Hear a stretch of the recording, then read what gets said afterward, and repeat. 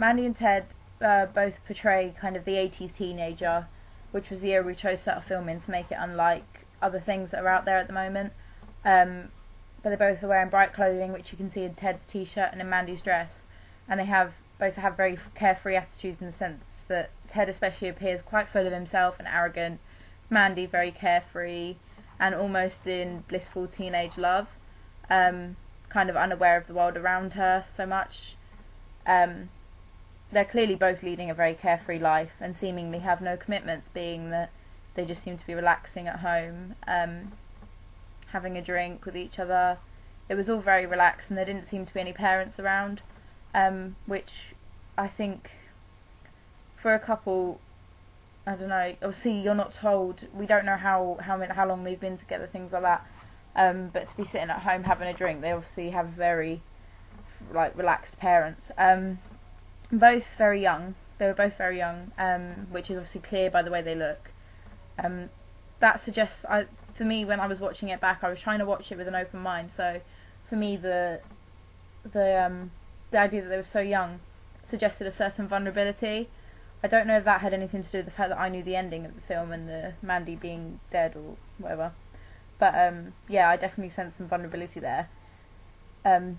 Which was done on purpose to make it more plausible for Mandy to be attacked. Whereas if we'd had her as some kind of bolshy, kind of big teenage girl, you know, in like leathers, and she wouldn't have been as believable to be someone who was attacked as I thought we made her be, by being kind of, she was very girly dressed, and she had the way her hair was done, her makeup was immaculate.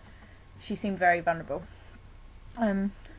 We had to be very thoughtful in regard to what each character wore, because we wanted the clothing to kind of reflect the attitude a bit, as well as kind of the normal feelings that relate to colours. We wanted that to relate with the clothing. So the red on Mandy's dress suggests possibly some lust and passion, which seems to be what their relationship is built on between Mandy and Ted.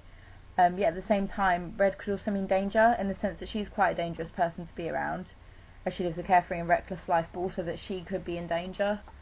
It was a decision we made on purpose, and it wasn't one that we expected anyone to pick up on, but kind of the red should have stood out against, because it was quite a neutral background we filmed it against, so the red should have stood out, which I thought it did very well. Ted's multicoloured top suggests his rather mixed up priorities, I'd say.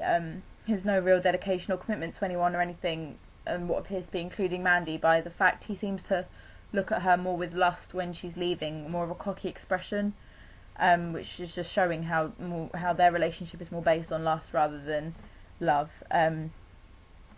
which kind of normal for a teenage boy, I suppose. And we tried to reflect that in the way Ted acted, to show that he was a bit more lax. He didn't really care what was going on with him and Mandy, and therefore to raise more questions in the reader's mind of whether or not he'd actually be bothered that she was dead.